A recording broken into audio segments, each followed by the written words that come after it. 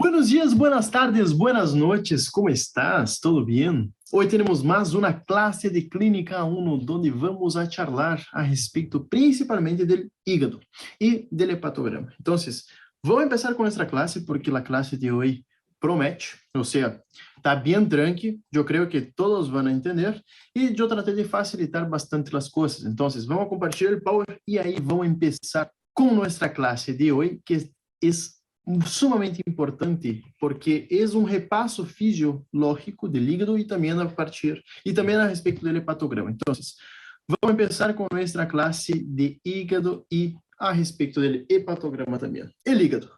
Para começar, o hígado é o maior órgano maciço de nosso corpo, generalmente pesa aproximadamente 1,5 kg, está delimitado, ou seja, está ubicado no hipocondrio direito e no epigastro. O lóbulo direito, obviamente, hipocondrio direito e epigastro está no lóbulo esquerdo. Esses lóbulos se dividem por conta do ligamento falciforme, que vai dividir o hígado nessas duas porções. E, sumamente importante, é saber suas dimensões. As dimensões do hígado, basicamente, é 26 de ancho por 15 de altura por 8 de espessura. Obviamente que isso vai depender se, por exemplo, temos um paciente sano, paciente de 1,70 m, 70 kg e homem. Se é, por exemplo, um ninho, vai ser menor o hígado. Pero como nós vamos delimitar esse hígado? Delimitamos semiologicamente, isso é sumamente importante porque se pergunta no oral. Semiologicamente, o hígado se delimita por palpação, percussão arriba e palpação por debaixo, ou seja, vamos percutir o hemitórax direito do paciente hasta encontrar o reborde hepático e abaixo nós vamos palpando desde a fossa ilíaca direita, e isso se pergunta, começamos a palpação do hígado desde a fossa ilíaca direita e vamos subindo hasta que palpamos o hígado. Então, repassito semiológico assim.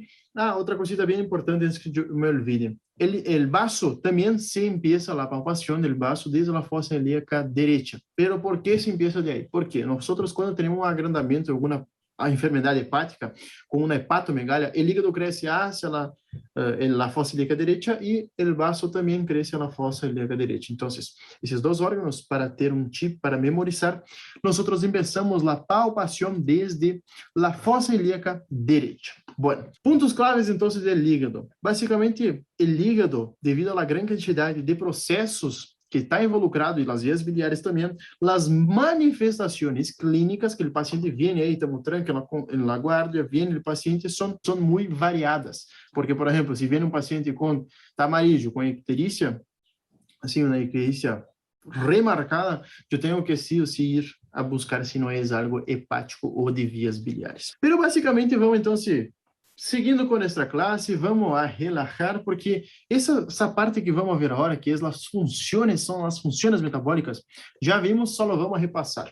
As funções metabólicas do hígado, temos 6 principais, que seria a respeito do metabolismo da bilirrubina, dos aminoácidos e das proteínas, metabolismo dos hidratos de carbono, dos lípidos, metabolismo das sales biliares e dos fármacos. Vamos começar com a bilirrubina, que é mais tranqui, e já sabemos, só vamos repassar. A bilirrubina, já sabemos que deriva de degradação de hemoglobina e outras hemoproteínas. Essa bilirrubina, quando se degrada a hemoglobina, nos genera uma bilirrubina não conjugada ou indirecta, pode ser chamada assim também. Essa bilirrubina não conjugada, que está unida à albúmina, vai ao hígado e por glucuronidação se transforma em bilirrubina conjugada ou bilirrubina direta. Essa bilirrubina direta pode seguir 2 vias, ou vai ao conducto biliar ou vai ao rinhão. Qual é o ponto? Se nós temos uma bilirrubina conjugada que vai ao conducto biliar, transforma essa bilirrubina conjugada em urobilinórgeno e estercobilinórgeno por conta da ação das bactérias, e se vai ao rinhão, temos urobilinórgeno, que é o que coloreia a urina. Ponto muito importante, se nós temos um cálculo, um lito acá, no conducto biliar, ¿sí? Nós vamos ter não passa a bilirrubina conjugada e então solamente vamos racionar um pouquinho. Se não passa a bilirrubina conjugada acá, e essa bilirrubina conjugada é a que coloreia as heces com a estercobilina, nós vamos ter umas heces hipocoloreadas ou acoloreadas, ou seja, vamos a tener hipocolia o acolia. En cambio, si nosotros tenemos la bilirrubina conjugada, ¿sí? Conjugada, presten atención en eso, en niveles estratosféricos muy elevada, tenemos un aumento de la formación de urobilinógeno. Y ese urobilinógeno es lo que colorea la orina y entonces nosotros vamos a tener una orina color Coca-Cola, ¿sí? Eu sei que parece muito abstrato, mas basicamente em linhas generais, repassando isso, já vamos a entender que passa a historita cá para ocorrer isso. Mas basicamente, por que eu disse que a conjugada vai se transformar em urobilinógeno? Porque a única bilirrubina que passa a barreira glomerular é a conjugada. A não conjugada não atravessa a barreira a barreira glomerular. Isso é sumamente importante saber, sim? Sumamente importante. Ressalta isso porque vai ser pergunta de exame. E o metabolismo da bilirrubina é importante saber porque se nós não sabemos, não temos como razonar. Se, por exemplo, o paciente tem um lito, se tem uma afectação hepática, ok. Então, bilirrubina, se você saber metabolismo, depois vamos volver a ver isso na parte de icterícia. Segunda função metabólica, que também é sumamente importante, é a respeito do metabolismo dos aminoácidos e das proteínas. Qual é o ponto? No hígado, nosso corpo, o hígado mais precisamente, cataboliza cerca de 50% de los aminoácidos exógenos, ¿sí? E transforma esses aminoácidos em ureia. ¿Sí? El hígado hace el ciclo de la urea, agarra los aminoácidos, que são proteínas menores, de menor tamanho, de menor cadena, e então se transforma em ureia. E qual é o outro ponto de proteína também? É que o hígado sintetiza uma proteína que é sumamente importante para um montão, assim, várias atividades metabólicas de nosso corpo, que é a albúmina. A albúmina é a proteína mais abundante de nosso corpo. Há algumas guias que dizem que o hígado produz aproximadamente de 10 hasta 15 gramos por dia de albúmina, e a vida média da albúmina é cerca de 21 dias, ¿sí? Em promédio 21 dias. A vida média da albúmina, então, é de 21 dias. Há outras guias que também dizem que suele ser de 20 hasta 26 dias. Então, se por aí está em um choice, que generalmente isso pergunta nos choice, qual é a vida média da albúmina, marcar 21 dias, que é o mais, assim, o promédio da vida média. Então, metabolismo da bilirrubina, aminoácidos e proteínas, de los hidratos de carbono. O hígado hace quatro metabolismos muito importantes, que é a glucógenogênese, que é a formação de glucógeno, a gluconeogênese, que é a formação de glucosa, a glucogenolísis, degradação de la glucosa e degradação de glucógeno, e a glucólise, que é a degradação do açúcar, ou seja, de la glucosa. Metabolismo de los lípidos também é muito importante, porque quando temos, por exemplo, uma afectação hepática ou de las vias biliares, podemos ter mala absorção de las vitaminas lipossolúveis, que são as principais que nós temos que sempre charlar aí em um horário, que são as ADEK, A, D, E e K, são vitaminas lipossolúveis, e temos uma afectação hepática, pode ocasionar uma diminuição da absorção dessas vitaminas. E também saber que, como o hígado também, además de, por la emulsificação dos lípidos, absorver essas vitaminas, temos que saber também que o hígado hace função lipídica, ou seja, genera lípidos, transforma triglicéridos em VLDL, LDL, HDL, e então é sumamente importante saber que quando temos uma afectação hepática, vamos a ter uma alteração do metabolismo de los lípidos, ou seja, o paciente pode ter uma hipocolesterolemia ou uma hipercolesterolemia, por exemplo. Metabolismo de las sales biliares, o hígado forma sales biliares, e metabolismo de los fármacos, que está relacionado fundamentalmente com a P450. Não vamos nos detener acá muito, porque é basicamente um repasso fisiológico de lo que já vimos em outras ocasiões, em outros anos da facu. Então, funções do hígado são 6 e temos que saber todas elas. Obviamente que não necessitamos memorizar todo lo bien assim desarrollado, solamente saber o que hace e nos acordar aí de coisas básicas. E nós, quando estamos ante um paciente com hepatopatia, se nós nos ponemos a pensar, nossa primeira frase que estava escrito aí no primeiro power da classe, primeira diapositiva, sabemos que es variable la clínica. Entonces, nosotros tenemos que mirar el paciente desde la cabeza hacia el ano, mas basicamente assim. La anamnesis é sumamente importante a esses pacientes, principalmente a ser muito hincapié a respeito de antecedentes personais e antecedentes familiares, como hepatites virais, sim, são sumamente importantes. O risco de la anamnesis perguntar se, por exemplo, o paciente tem condutas que não utilizam o condão, por exemplo, condutas sexuais sem condão, a idade, o sexo, o hábito, fundamentalmente, enfocar muito em el consumo de álcool quando temos algum paciente que sospechamos hepatopatia, homossexualidade, drogas endovenosas, justamente por la hepatitis viral, ¿sí? Las agujas, quando não são estériles, que estão infectadas com sangue, com alguma persona que tem hepatite B, hepatite C, passa a enfermidade por la aguja que não está esterilizada. Antecedentes quirúrgicos e transfusões também sumamente importante. Transfusões de um boom aí em los anos 80 e 90 por las transfusões. Antigamente não se hacía os testes em las casas aí que hacen las donações de sangue, ¿sí? Entonces, quando antigamente não se hacían os testes para hepatitis B e C, e então, em los anos 80 e 90, os pacientes que requeriam transfusões foram infectados justamente porque não se hacía o teste. Então, pacientes com, por aí, 50 anos, hoje em dia, 60 anos, temos que sí ou sí pedir uma serologia para essas enfermedades. E os sintomas, obviamente, hacer muito hincapié a respeito de los síntomas. Por quê? Pueden ser variables, pero nos puede dar una idea de qué está pasando con nuestro paciente. A la exploración física puede ser normal. Outra cosita, vamos acá a la tablita porque é sumamente importante. Não necessitamos saber todo o que está escrito acá, pero temos que ter uma ideia. Se por lo menos esse ladito de los factores de risco, temos que memorizar. Por exemplo, perguntar a respeito dos históricos familiares de hemocromatosis, Wilson e fibrose quística, fundamentalmente. Consumo de álcool, sim, mais de 80 a 90 gramas de álcool por dia, não é de bebida, como por exemplo uma vodka. É álcool, por exemplo, vodka tem 40%, vamos arredondear que seja 50%.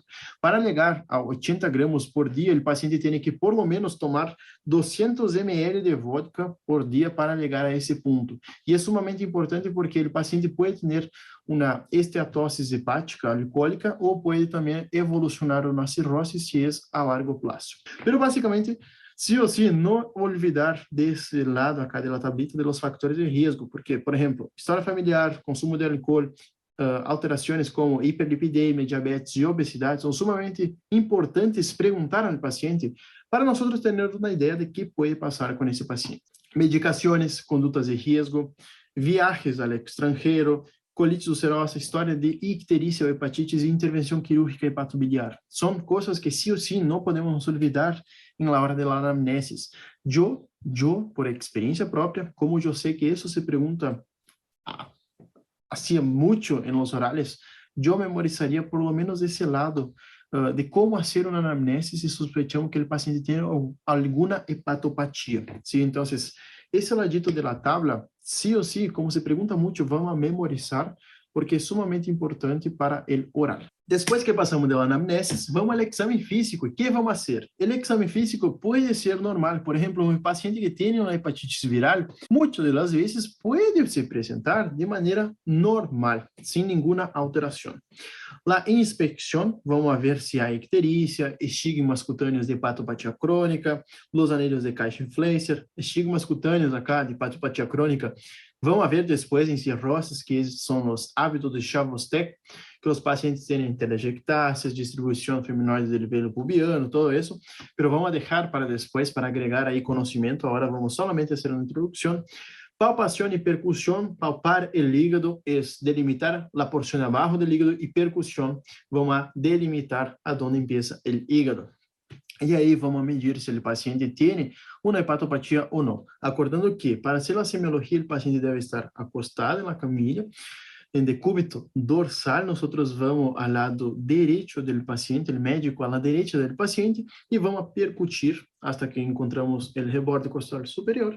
reborde costal e reborde hepático superior, e vamos apalpar desde a fossa ilíaca direita para encontrar o borde hepático inferior. E aí delimitamos o tamanho do hígado. Sumamente importante a semiologia, porque sempre se pergunta e sempre vai perguntar. Então, exploração física, sempre, quando hablamos de abdômen, é inspeção, auscultação, percussão e palpação. Se inverte a ordem. Então, vamos nos acordar disso porque é importantíssimo. Hepatograma, então, agora vamos ver que tem um hepatograma normal e quando está alterado. O hepatograma que vem quando nós pedimos em laboratório. Obviamente que são exames laboratoriais, temos que sacar sangue do paciente para evaluar.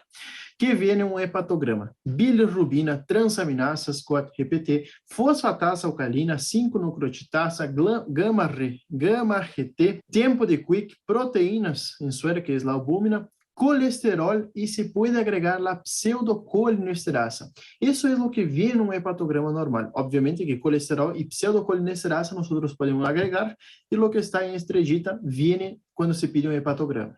Generalmente isso também é pergunta de oral, ou seja, que vem um hepatograma, então há que sim ou sim memorizar, isso é sumamente importante. Bueno, vamos agora por partes. Bilirrubina. O que é a bilirrubina? Bilirrubina, como já havíamos visto, se dá por degradação de los produtos de la hemoglobina, mais frequentemente, e tem um valor normal de menos de 1 miligrama por decilitro. Temos dois tipos de bilirrubina, que é a direta e a indirecta, e quando sobrepassa 2 a bilirrubina, podemos ter uma pseudoicterícia, e quando sobrepassa 3, a bilirrubina temos uma hiperbilirrubinemia clínica, ou seja, o paciente vai apresentar icterícia. Que é a icterícia? Coloração amarelenta de pele e mucosas de maneira assim bem sencilla. Acá, para determinar a icterícia, no BART solamente faltaria a coloração amarelenta de la esclerótica. Pero basicamente não vamos a poner não vamos quedar horrorizados com isso, porque é bem sencillo. Bilirrubina, valor normal entre as duas, total, bilirrubina total, tem que ser menor de 1 miligrama por decilitro. Vamos agora à próxima, que são as transaminasas. As transaminasas, temos a GOT e a RPT. A GOT pode vir com a SAT e a RPT pode vir com a LAT, ou GTP, ou RPT. Então, depende de como é o choice, pode vir assim escrito. A GOT não é específica do hígado, em cambio, a RPT é mais específica do hígado. Por que vamos falar isso? Porque na GOT, generalmente, se nós nos ponemos a pensar, temos GOT também no músculo cardíaco, e essa é uma enzima que pedimos como marcador enzimático cardíaco. Então, onde está ubicado a GOT? A GOT pode estar no hígado, músculo cardíaco e esquelético, em los riñones, cerebro, pâncreas e células sanguíneas. E a RPT é mais específica do hígado. Por que eu pus essas duas transaminasas e onde estão? Por que eu pus onde estão, basicamente? Porque, a vezes, em los choice, le gusta perguntar em que lugares mais estão as transaminasas, por exemplo, a GOT. Em que lugar mais está? Então, ojo nisso, porque pode ser pergunta de choice. Pode ser uma trampita aí. Qual é mais específica do hígado, qual pode estar em outro lugar, como as enzimas cardíacas, então, ojo nisso. Bueno, outra cosita que generalmente já vi muito entrar em choice, ¿sí? É a relação de GOT sobre ou dividido por RPT. O valor normal ronda de 1,3. Pero quando nós temos uma hepatopatia alcoólica, a GOT sobre RPT sobrepassa de 2. Sí o sí hay que saber eso. Los choice les gusta mucho poner en los choice.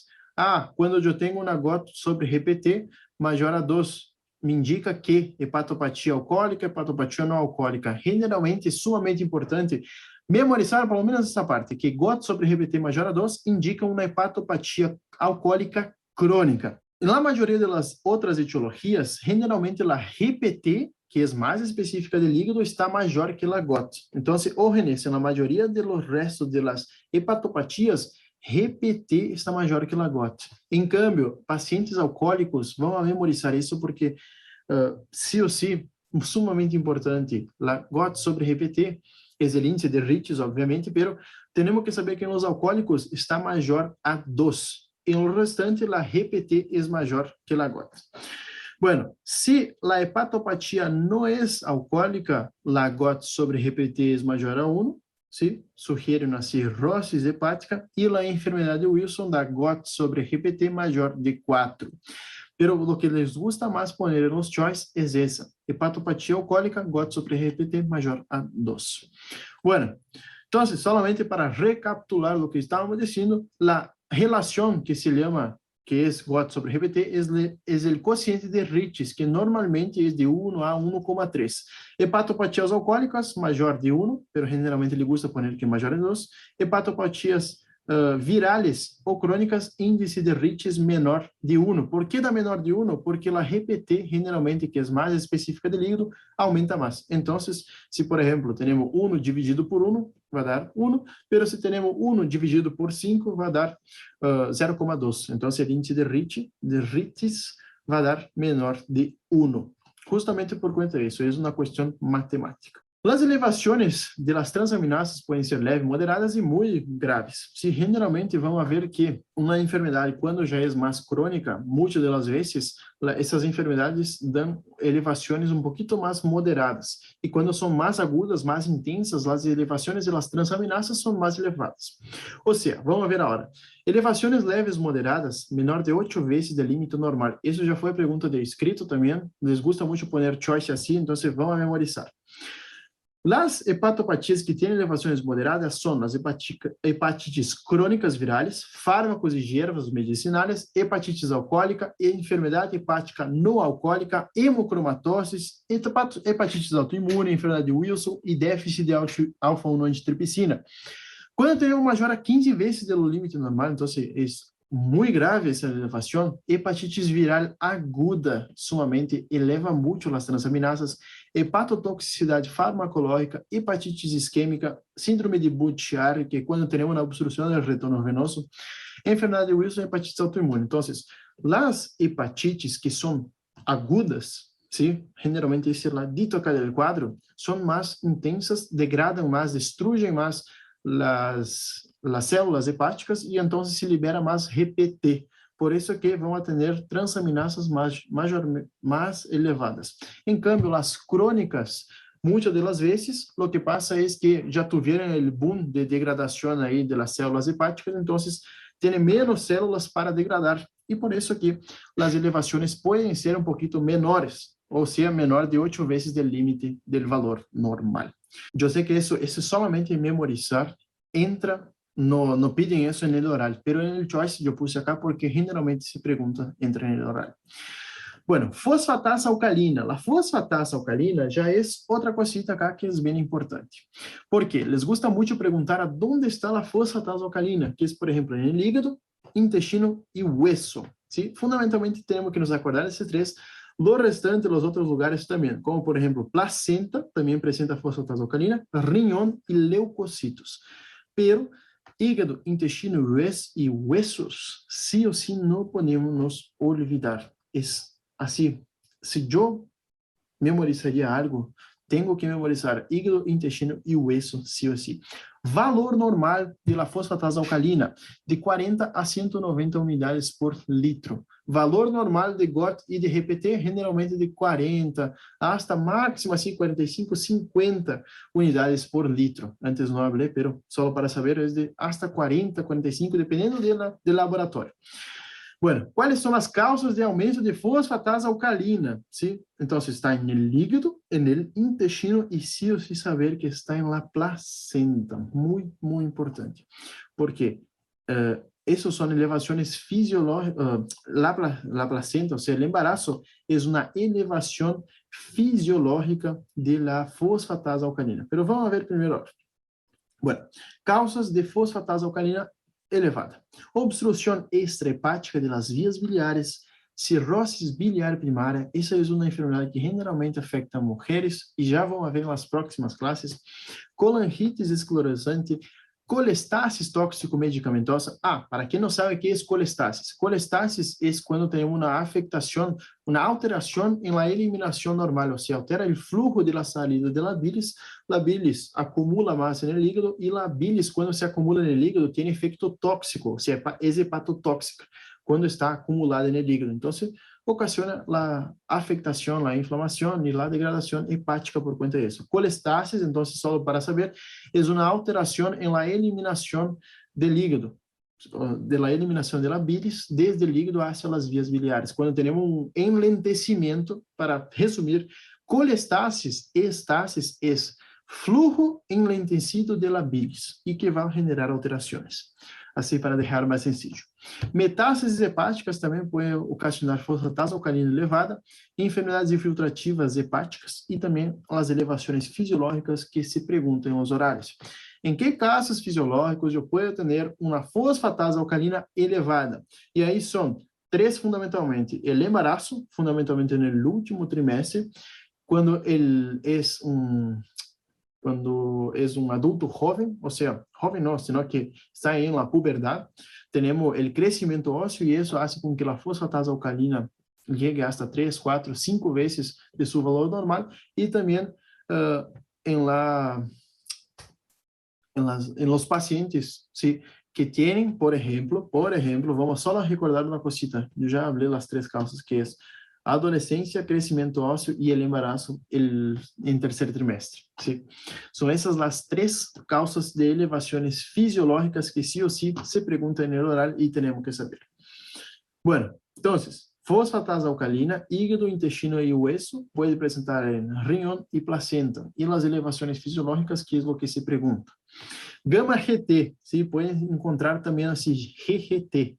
La gamma-glutil-transpeptidasa tiene su valor normal en el hombre hasta 28 unidades por decilitro y mujer hasta 18 unidades por decilitro. La mayoría, ¿sí? Aumenta en la mayoría de las enfermedades hepáticas, la gamma-GT, pero es de especificidad escasa, o sea, não é tão específica do hígado. A gama-GT, quando hacemos o índice gama-GT sobre FAL maior de 2,5, dá muito sugestivo de alcoolismo crônico. O seja, puse em negrito porque isso também é pergunta de escrito, pero o índice de Riches maior a 2 é o bingo que generalmente se pergunta nos choice. Acá, gama-GT sobre FAL maior de 2,5, muito sugestivo de alcoolismo crônico. Qual é o ponto da gama-GT? A gama-GT também se encontra em hígado, riñón, baço, pâncreas, coração, pulmões e também no cérebro. Sim, no cérebro. Qual é o ponto? Confirma alterações hepatobiliares, ¿sí? Ou seja, se temos um aumento da FAL e temos um aumento da gama-GT junto, temos que saber que provavelmente é afectação hepatobiliar, ¿sí? Então, só a FAL nos tira para qualquer lado, pero la FAL sumada a gama-GT, as duas juntas elevadas, nos indica que é uma afectação hepatobiliar. Isso é muito, muito importante.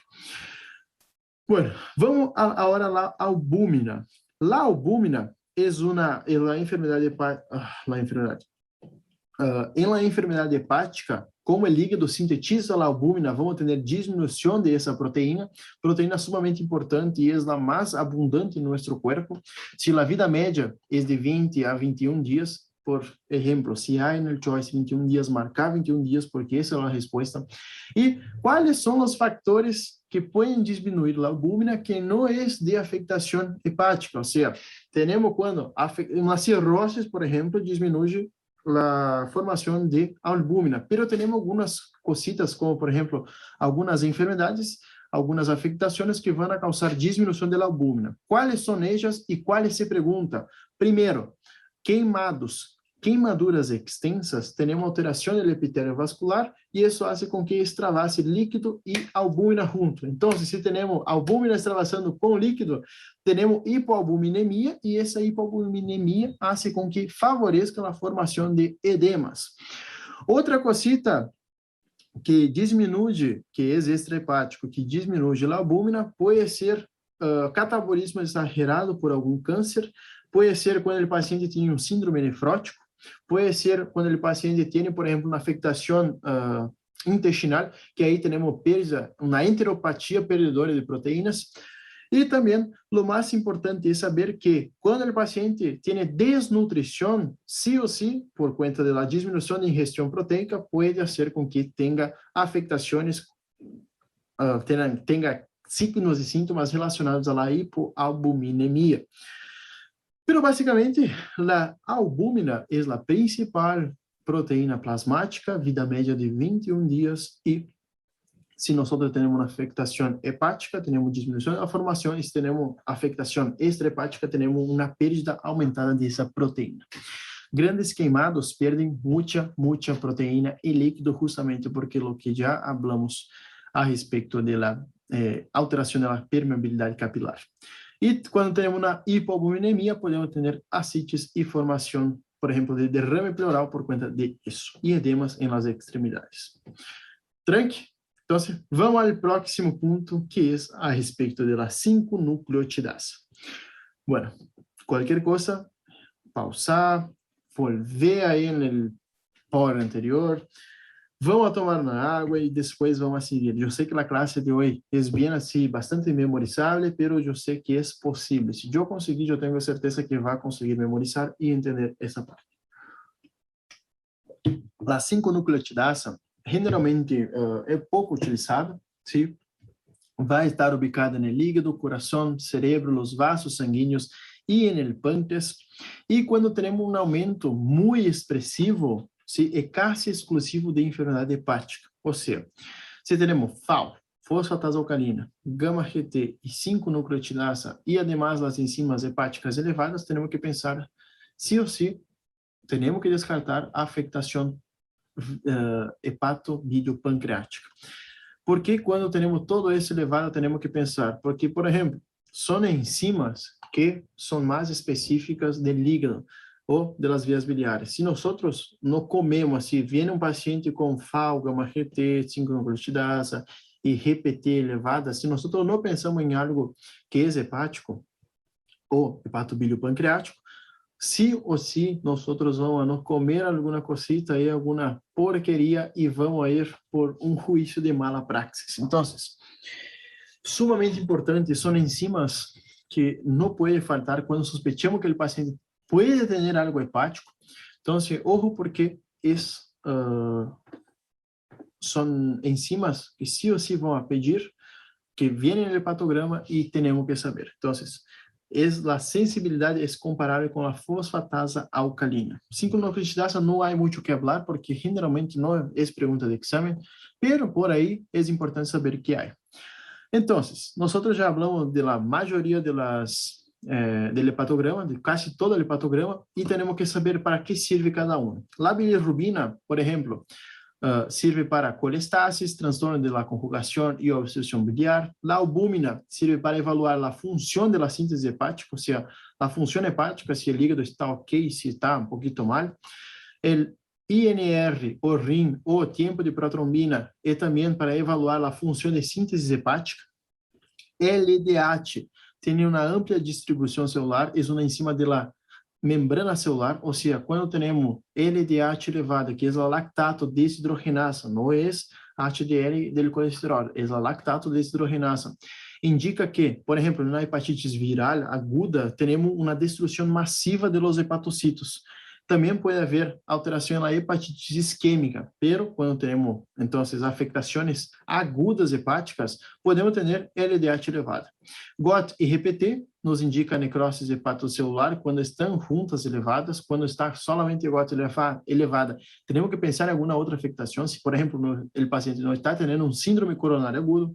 A fosfatasa alcalina, sí ou sí, nos acordar que está no hígado, no intestino e também no hueso, sí ou sí, são sumamente importantes saber onde está e quais são suas elevações fisiológicas, porque nos indica patrão colestático, processos infiltrativos e afectação biliar, obstrução biliar, e a pseudocolinesterasa, que não hablamos, pero agora vamos falar, indica que se temos pseudocolinesterasa muito diminuída, menor a 1000, provavelmente o paciente está tendo uma insuficiência hepática. ¿Sí? Pseudocolinesterasa nos indica que o parênquima hepático se é funcionante ou não. E se descende muito, é um marcador de insuficiência hepatocelular. Isso le gusta perguntar muito em los orales docente, que é o Dr. Miguel, acá em Santo.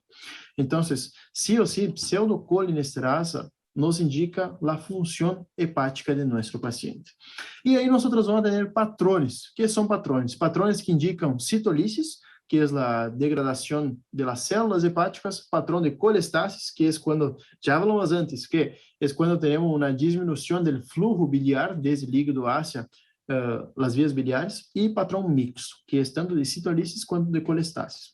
Quando temos colestasis, que é a diminuição do fluxo, temos fosfatase alcalina maior ou igual a 2 vezes seu valor normal.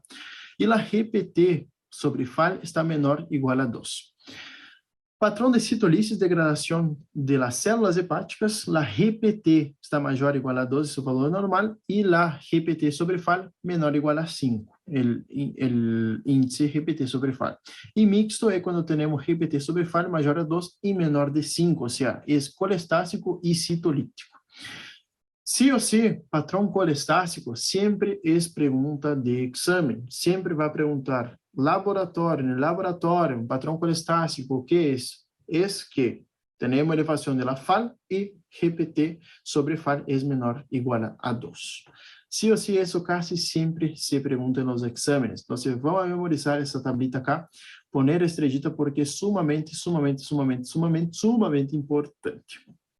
Bueno. Vamos agora à icterícia. O que é a icterícia? Coloração amarelenta de pele, mucosa e fluidos corporais, devido ao excesso de bilirrubina. A icterícia clinicamente aparece quando a bilirrubina está maior a 2 ou 3 mg por decilitro. E como nós diferenciamos se o paciente tem um aumento da bilirrubina direta ou indireta? Diferenciamos a partir da matéria fecal e da urina. Sim? Que é importante saber? Quando nós temos um aumento da bilirrubina indireta, seja ele por uma reabsorção de hematoma ou qualquer outra causa, é importante que o paciente não vá ter a urina em Coca-Cola, porque esse aumento de bilirrubina indireta, a bilirrubina indireta, por não passar a barreira glomerular, não coloreia a urina. Em câmbio, se nós temos uma afectação, por exemplo, uma litiasis biliar, uma coledocolitiasis, que está obstruindo aí o fluxo, causa uma colestasis, acumula a bilirrubina direta, podemos ter, e generalmente se tem a colúria, que é a urina em color Coca-Cola, e ausência, a cólia ou hipocólia, que é a ausência de coloração da matéria fecal. Qual é a coloração normal? Qual é a coloração normal da matéria fecal? Normal. É marrom tabaco. Então, nós vamos ter hipocólia ou hasta mesmo a cólia em alguns casos. Icterícia, então, se coloração amarelenta de pele e mucosas. Diagnóstico de icterícia é clínico, sim, clínico. Bueno, ante o paciente com histórias de alcoolismo ou hepatite e signos de cirroses, nos orienta hacia uma causa hepática de la icterícia. Mientras que um paciente com dor abdominal, escalofrios, febre e prurito, nos hace sospechar na causa pós-hepática. Já vão ver que a icterícia vão atender por afectação pré-hepática, hepática e pós-hepática. Essa é a classificação de icterícia. Ou hiperbilirrubinemia, podemos dizer. Mas, basicamente, o paciente que já suspeitamos que é um alcoólico crônico, sim ou sim, vamos pensar em afectações hepáticas e que o paciente vem com prurito, escalofrios, febre e dor abdominal, pensamos em pós-hepático, por uma afectação das vias biliares. Motivos de consulta habituais. Paciente percebe, está em casa aí, ou a mulher dele percebe que está mais amarillo, que está com icterícia. Dor abdominal, que generalmente afeta o hipocôndrio direito, ou até mesmo o epigastro, porque o hígado se ubica nessa região. Quando temos uma afectação hepática, com agrandamento do hígado, temos que nos acordar de uma coisa: o hígado não é inervado. O que é inervado é a cápsula de Gleason. A cápsula de Gleason, por ter inervação visceral, quando se distende essa compressão do hígado sobre a cápsula de Gleason, asciende, pisca os receptores, ou seja, os receptores do dolor são estimulados e então se genera o dolor generalmente em hipocôndrio direito e epigastro. A vezes pode ser um dolor difuso, pero hace com que os pacientes vão à consulta. Isso é frequente de ver nas hepatites virais, que é quando temos uma hepatomegalia de evolução rápida. Sintomas de mala absorção, como por exemplo, alteração das ADEC, alterações da coagulação, e o paciente pode aparecer assintomático, ou seja, está aí assintomático, foi assim nos estudos de rotina, e não sabia que tinha cirrosis e por aí descobriu que tinha cirrosis. Então, é frequente aparecer, são diversos os motivos de consulta e temos que sí ou sí pensar se é pré-hepático, hepático ou pós-hepático, essa icterícia. E isso é o que estávamos falando antes, de la colúria ou urina em color Coca-Cola, ou urina em color urina oscura, ¿sí? Isso é um paciente que tem aumento da bilirrubina qual? Directa ou indirecta e por quê? Pensar essa resposta e depois vamos contestar. Em realidade, já vamos contestar agora. Pausar o vídeo. Pero isso, se hablaste bem, é urina, a coloração da urina se dá quando tem um aumento da bilirrubina directa, ¿sí? E por conta do urobilinógeno, por isso que se coloreia a urina. Então, urina que temos colúria, que esse é o nome da urina, color Coca-Cola, e colúria, nós temos uma bilirrubina directa aumentada. A indirecta não atravessa a barreira glomerular. Dentro da icterícia, temos que saber que, de onde vem a bilirrubina? Bilirrubina vem da degradação das hemates, ou seja, do grupo hemo, transforma em bilirrubina indirecta, não se excreta via renal, e isso é sumamente importante, se capta por el hígado, ocorre um processo de conjugação ou glucoronidação, transforma em bilirrubina indirecta em direta, ou seja, conjuga essa bilirrubina, vai nos canalículos biliares, forma a bilis, intestino transforma a bilirrubina directa, ocorre uma desconjugação bacteriana e transforma em urobilinógeno. Urobilinógeno é excretado 80% nas heces, como esterco bilinógeno, e dá o color das heces, e os outros 20% têm uma reabsorção hepática, que vai fazer com que se excrete lá esses 20% por urina, que vai dar a colúria. Obviamente, não dá a colúria. Isso é o normal. Quando temos uma alteração que temos muita bilirrubina directa, essa bilirrubina directa aumenta muito o urobilinógeno, é reabsorvido muito mais e então coloreia a urina e muitas das vezes pode dar hipocólia ou acólia em alguns casos. Então, a icterícia, se podemos ter pré-hepática, hepática e pós-hepática. Na pré-hepática, temos um aumento da bilirrubina indireta, que generalmente é dada por sobreprodução, que aí temos anemia hemolítica autoimune, anemia hemolítica de recém-nascido e diminuição da glucosa 6-fosfato. Quando vamos falar de bilirrubina hepática, ou seja, hiperbilirrubinemia de causa hepática, temos quando há aumento da bilirrubina indireta, que pode ser por diminuição da captação dessa bilirrubina ou diminuição da conjugação. Se estamos falando de um aumento da bilirrubina indireta, pero que tem diminuição da captação, é o síndrome de Gilbert, e quando temos diminuição da conjugação, por falta de enzimas, temos a enfermidade de Crigler-Najjar, ou a icterícia do recém-nascido, acordando que essas enfermidades de Gilbert, Crigler-Najjar, Dublin-Johnson, Rotor, são enfermidades congênitas, ou seja, falta alguma enzima para conjugar ou captar essa bilirrubina, ou alguma alteração para excretar essa bilirrubina. Então, a bilirrubina hepática, a cirrose, que é de causa hepática, temos que saber quando é de bilirrubina indireta e quando é direta. Indirecta, diminuição da captação, Gilbert, conjugação, Crigler-Najjar ou do recém-nascido, e ojo, porque isso entra também nos escritos, se quando é Gilbert, se é captação ou conjugação, generalmente há muita confusão isso, então, é pergunta de choice, entra em choice isso, muito. Então, quando é diminuição da captação, é Gilbert, e quando é conjugação, Crigler-Najjar. Quando temos um aumento da bilirrubina direta, alteração em transporte e excreção, síndrome de Dublin-Johnson e de Rotor. E quando temos obstrução da via biliar intrahepática, cirrose biliar, e necrose hepatocelular, hepatites. Pós-hepática, aumento da bilirrubina direta, obstrução biliar extrahepática, que aí vai ser cálculos biliares ou câncer de cabeça de pâncreas. Todo isso é um resumo que nós, sí ou sí, eu encontrei essa tablita cá recopada, que está bem sencilla de entender e também resume quase todas as causas aí que generalmente entram nos exames de causas pré-hepática, hepática e pós-hepática de icterícia.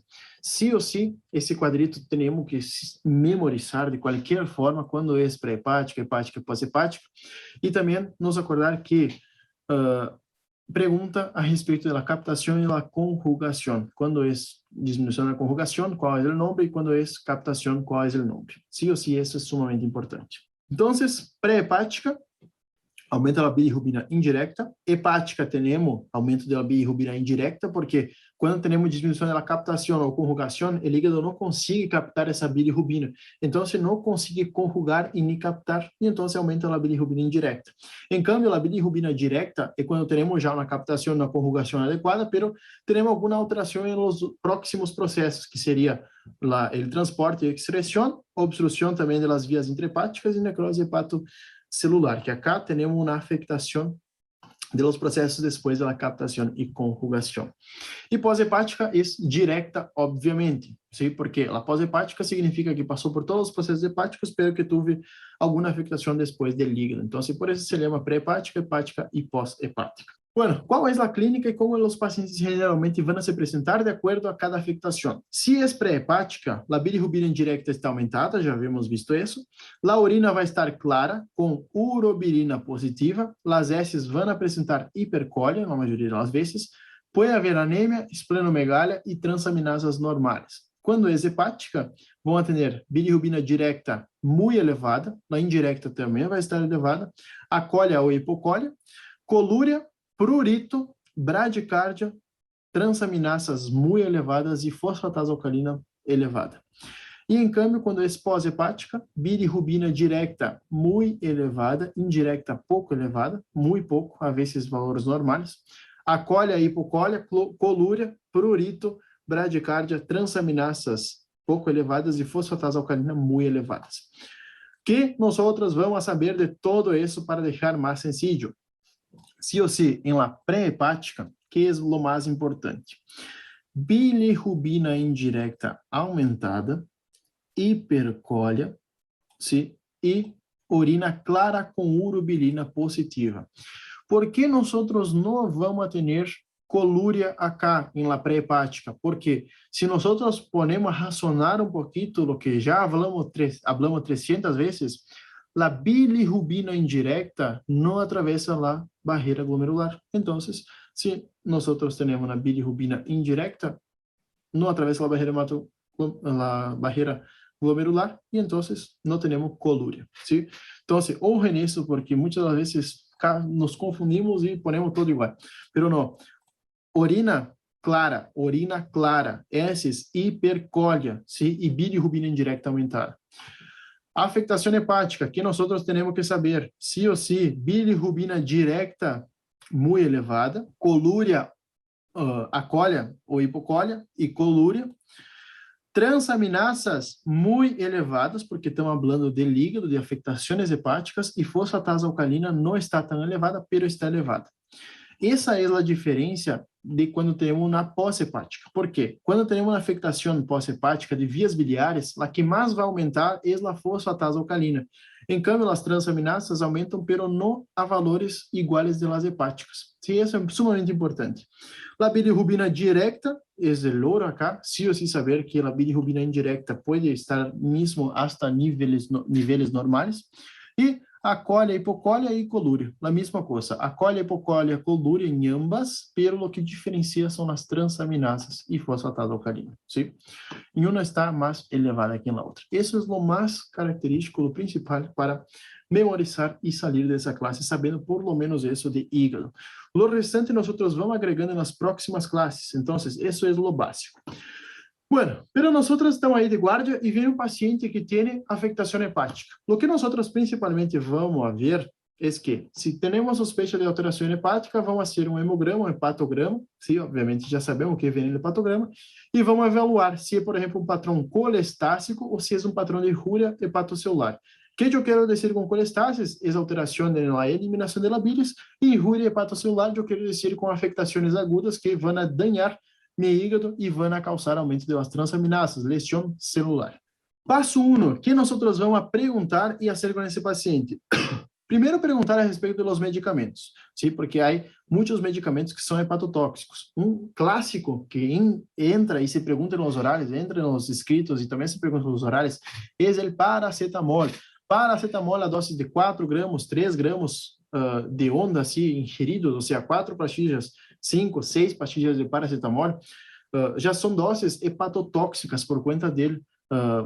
Quando se vai metabolizar no líquido, forma um metabolito tóxico, que é o NAPQ. E esse metabolito tóxico, quando tem uma sobredose de paracetamol, não consegue ser eliminado de maneira adequada, ganha líquido e causa necrose hepatocelular.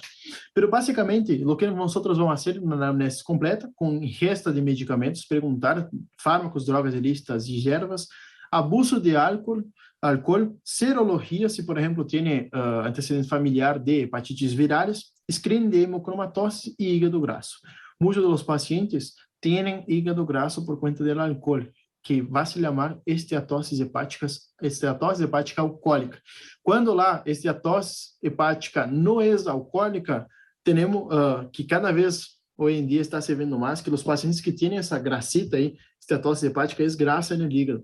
Os pacientes que são mais obesos, síndrome metabólico, e têm esse síndrome metabólico, generalmente têm essa gordura, e essa gordura, muitos dos casos, se vem a inflamar e causar uma hepatites por conta dessa gordurita. Então, perguntar sempre a respeito de serologias, screening, se tem esteatose hepática.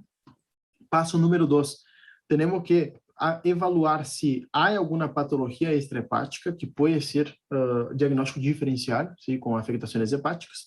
Excluir transtornos musculares, porque os transtornos musculares podem levar a gota. Considerar a enfermidade celíaca, porque a enfermidade celíaca pode generar alterações da absorção, e insuficiência adrenal também pode generar casos similares às enfermidades hepáticas.